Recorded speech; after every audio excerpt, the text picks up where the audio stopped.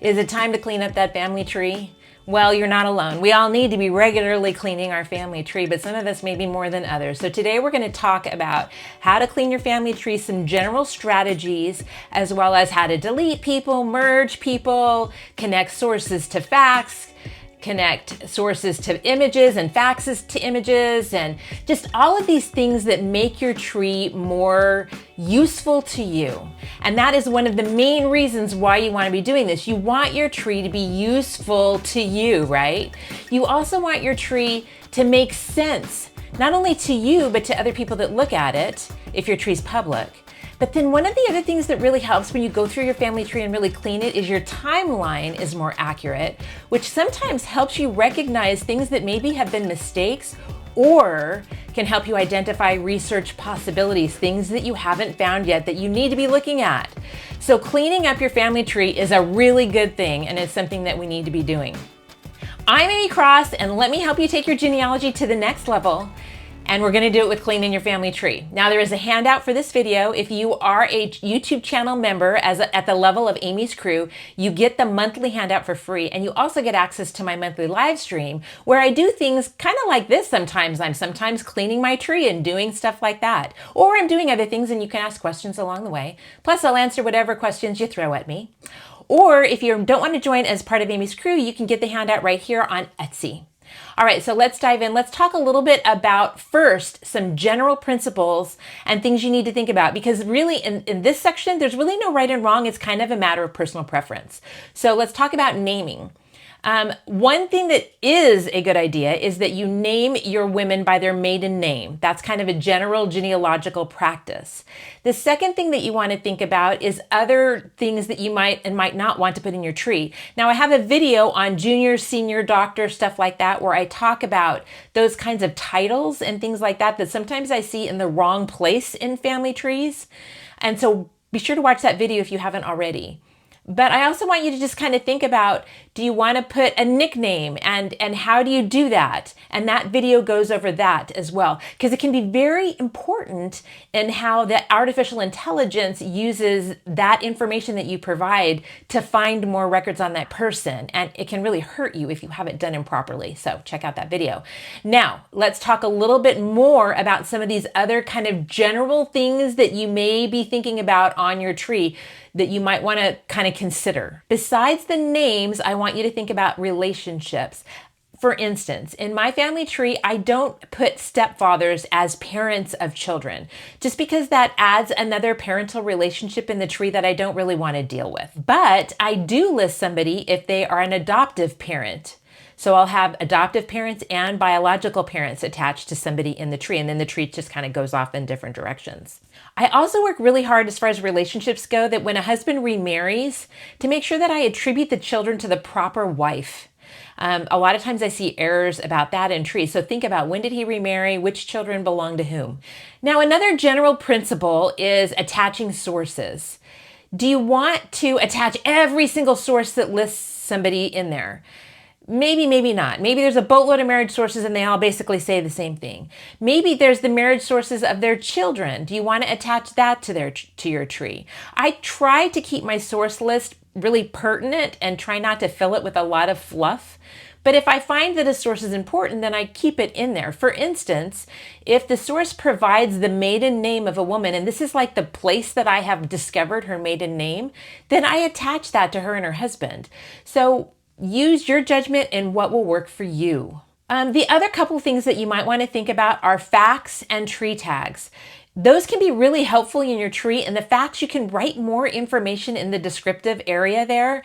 And that can be very, very beneficial, not only to you, but to others that look at your tree. And tree tags can also tell somebody that if it's like a hypothesis or something like that. So you want to think about how you might better use those things to make your tree more effective, not only for you, but for others. All right, so how do you deal with names in trees? Where can you change them and how can you change them? There's a couple of different things that you can do in your tree, and sometimes you'll see you start to build up a bunch of different names. And so if you want to edit any name, you can just click on the name and it'll show you what source gave you that name, and then you can click edit. And if I want to make this the preferred name, I just click that and save it, and then that name will be preferred. If I want to delete this name, if this name really, I don't even want to keep it in there because it was just an enumerator's error, then I can delete the name right here. Just click delete, confirm your delete, and the name is gone. Now you can see in this tree, I've added some additional parent relationships. So if I click this right here, then I can see the additional parental relationships. Now my research shows, and I have no idea in all honesty where Jones came from, but my research shows that she is the daughter of Pierre Dumont. And so Jones is incorrect. The best way to remove Jones is to click on him, and I'm going to right click and open him in a new tab because I just like to do that. And now I'm going to go up here to edit, and I'm going to delete this person. Now he is gone, and I just see the two proper parents for the tree. Now you'll notice that my names are incorrect. They're not following my naming pattern. This is, by the way, a teaching tree. It's not my regular tree, and so I've messed it all up so I can fix it for you. So I want to edit Aimee's last name because it should be Dumont. So I'm going to go here to quick edit, and I can edit her last name and her birth or death information very quickly. That would be a fast way for me to do that. Let me exit out of here though and show you the other way is to edit her name right here. So I can edit her name here, Aimee Paston, and it should be Dumont. And so I'll just make that change and save that. And now I will have her new name reflected up here at the top. This is where the preferred name is going to show, as well as in the tree. Now you notice here I have an Alma Paston, and I'm going to go ahead and leave that as an additional name because Alma is a more common United States name, but her family was French and her name was actually Aimee. But sometimes in some records she shows up as Alma, and by having her here as an alternate as Alma, then the search engines are going to look for both. So that's a good thing. All right, I also notice here that Estelle is listed as Estelle Dumont, even though it's spelled differently, and that's not her last name, that's her husband's name. So I'm going to go here to the quick edit here, and I'm just going to remove that. Or like I said before, I could do the 5 underscores. I don't do that. I just remove it and leave it blank, but you do what works for you. Now I have her properly listed as a woman in my tree because I want to list my women by their maiden names. Now, what if I wanted to add an adoptive father or something like that? If I go here to add, I can't add another parent right here. So how can I go about doing that? I can go up here to edit, and I can edit relationships. And then I can add an alternate father. I can either add somebody in my tree by typing in their name here, and it will look in my tree for that person, or I can add a new person and type in all of their information that I have for them. I'd like to point out that it is here also that I can change the relationship from biological to adopted, step, foster, related, guardian, private, or unknown. I can just slide down and choose any of those. And you can see that if I were to do that, it says right up here that that's a foster father. Okay, so we've talked about how to delete people. Now let's talk about how to merge them, because that actually can be a really advantageous thing to do. Because if you have one person with certain facts and sources listed, and you have another person with facts and sources listed, if you delete one of them, you lose it all. But if you merge them, then they all come together. The facts and sources from both people come into one. So how do you do that? Well, first off, you can merge in this little menu right here. Now, if you're not seeing this on your Ancestry account, it's because you haven't selected it. Go up here to Tools and Show Research Tools. If I undo that, you'll see that that goes away. But if I do it again, then you'll see that comes back. That's the first way I can merge somebody, is just selecting it here. The second way is back up here in Tools. I can merge with duplicate right here as well. Now, let me show you how that would work. Here, because of the way that I save census records, I have multiple children saved to her, and actually this Relay Dumont is Renee Dumont, okay? And so I want to merge these two people. So I'm going to go to Renee Dumont, and I'm going to merge with the duplicate right here. And this gives me the first person, and this would look the same regardless of how I got there, okay? And then I type in the name of the other person, and I'm going to start typing in Relay relay, and then I get this select, and I can select him. Now I see the facts that have been saved to both individuals. And wherever the dot is highlighted is going to be the preferred fact, and these will be saved as alternate facts. So I'm going to save the birth date of March 1878 as the preferred fact. And then I see that we have parents associated to one of them, the father Pierre associated to this guy, and you'll see they're going to be, kind of combining together, and we'll show you how to fix that in a moment. And then we see some different siblings. This kind of is a mess, right? So I'm going to start by merging this. So now Rene Dumont is shown with his parents Pierre and Estelle. And you can see that I have this alternate name and I have this alternate birth in California. Now, let's say I want to change the birth date and just get rid of this about 1878. I can go here to edit and I can type in California and choose the standardized places because that will help with those hints as well. And then I can save. Now, if I want to attach that source that gave me that about 1878 date, I can click right here and attach the source. Now, this source is already referencing that fact, but this one was where the about 1878 came into play. So if I click that plus, then they both become source citations to the birth. So now you'll see that if I click this, it's going to link me to both of those sources. Now, let's say I just want to get rid of this one now. So now I can edit this source and I can just come over here and delete it. Now it's gone. Now, when I go back to Estelle, I see that Rene has moved up as the son of Pierre. I still have these other two children that are not the son of Pierre. So I would want to further correct this tree and find out the marriage date of Estelle and Pierre, which children belong to them, and in this instance, both of those children belong to them. And Amelia is actually Mary. Her name was Mary Amelia, or Amelia Mary. I'm not sure now. I've got to look that up in my regular tree.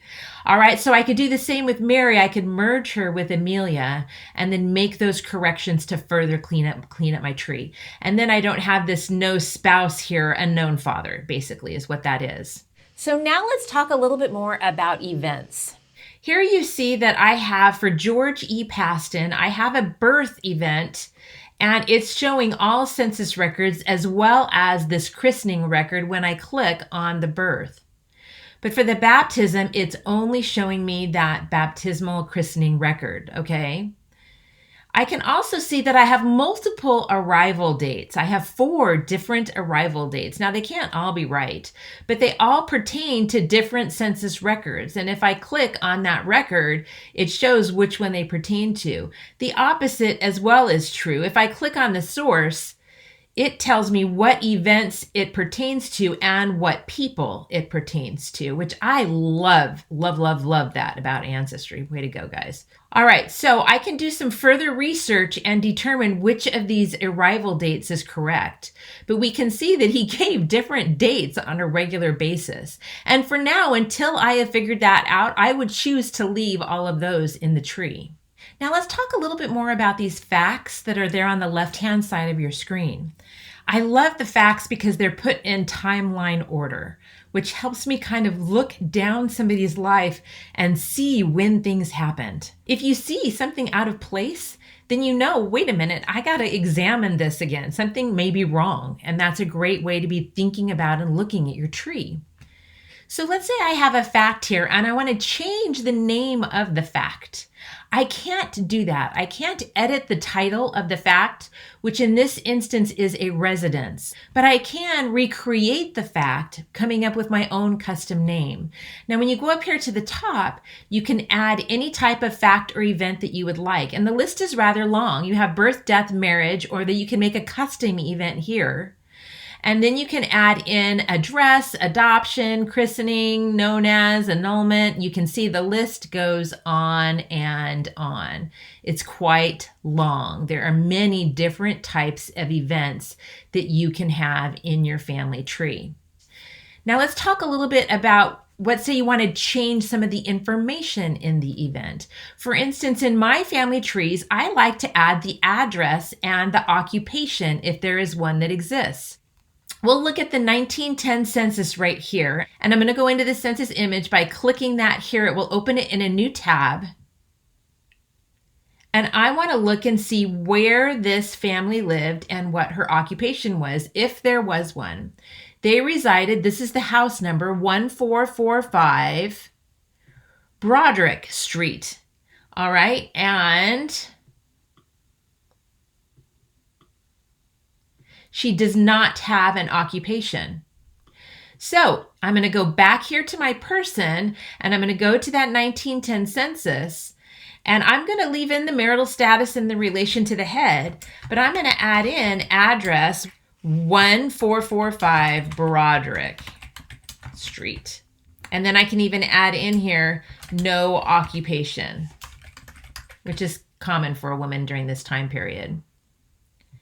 And then that puts that information down here. Now there is a limit to the characters you can put in this descriptive box here.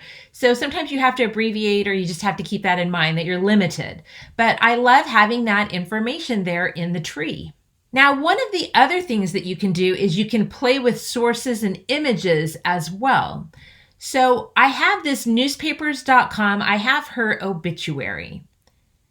And I saved it as a source. And if I were to go up here to her gallery, you'll see that I have her obituary right here, which is that source. So if I look at this obituary, it says that on August 25th, 1941, Aimee, beloved wife of the late George Paston and the mother of Amy Larmer and Georgette Stevenson, a native of San Francisco, California, she passed away. All right, so I'm going to take this information and I'm actually going to add it to a fact. So I am going to add her death, and I've already forgotten it, the 25th of August, 1941, in San Francisco,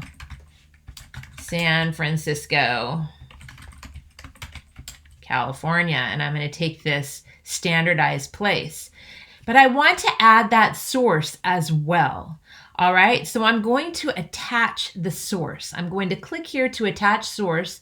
First, it will save the fact, but then here's that newspaper obituary from the San Francisco Examiner on the 26th of August, 1941. I'm going to add that source. But I also want to attach the picture as well. So I'm going to attach the media and I'm going to attach the obituary. And then I'm just going to exit out. Now, when I go down to her death, I see her death here in 1941. And if I click on that, it takes me up to that source, and I also see that I have the image. Now this automatically added this into my tree when I added the media in originally. And I can leave that now as an obituary. I can leave that as is if I would like to do so. Or I can delete it and just keep this as my source. It's kind of up to you. Now, the one thing that I want you to keep in mind with these facts is the AI and the way that Ancestry searches for hints and does other searching is not going to use all of these different types of facts. You're going to have to manually put them in. It will only put in birth, death, marriage, and then residences. Anything else, basically, you got to put in. Oh, and name and somebody's gender.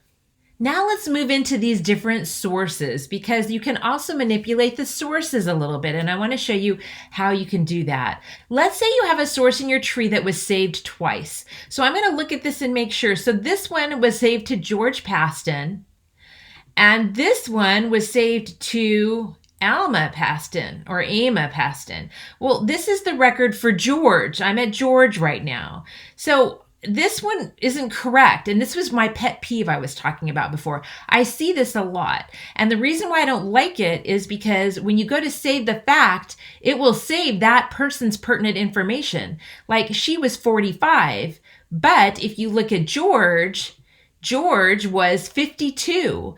So how do you fix that? I'm going to show you that in a minute. First, let me show you the source. So if I have a source here that I don't like, that I want to get rid of, I just click on the view source, And then I can just go down here and remove it, and it will ask me if I for sure want to remove it.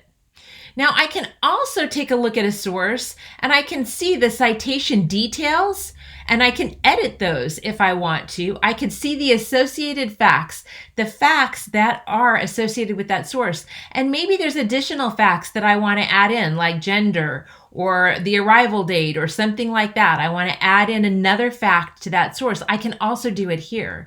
And then here is the place for media. Now it says that no media items are attached to this source, but that's just a glitch.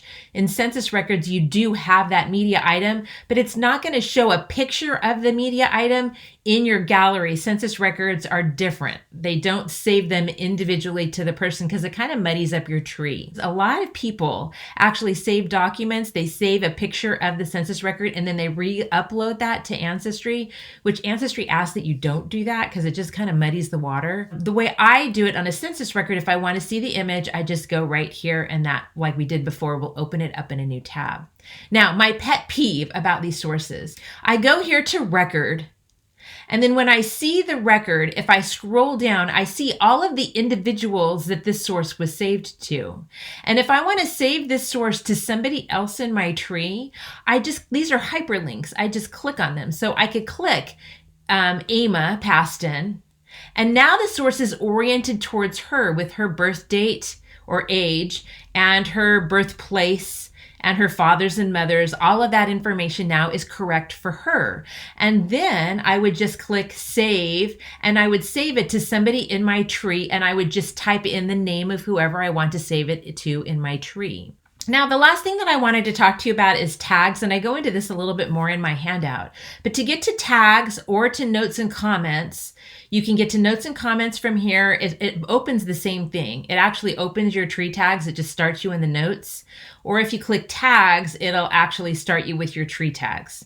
And here's where you can find your tree tags. I go over that in more detail on the handout. I just like to point out notes are something that are private to your tree and anybody that has editorial privileges on your tree. Comments are something that are public. So if I put a comment in here, then anybody that is looking at my public tree can see the comment. And that can be helpful if you have an important fact that you want to share with everybody. Well, are you feeling good now about cleaning your family tree? I sure hope so. It's not that hard to do, and it really will make a difference in your research. It's going to make you a better researcher. You're going to find new avenues of research. I promise. It's just going to be a win-win all the way around. Now, this is the video right over here that I talked about that is going over more the names, the junior, senior, all that stuff, but also whether you want to put a nickname in quotations, junk like that is covered in that video, as well as right up there is a link to my Etsy page if you wanted to order the handout. Again, you can also join Aimee's crew through the YouTube channel and you'll get that as well. So, good luck, clean your trees, and have a great day.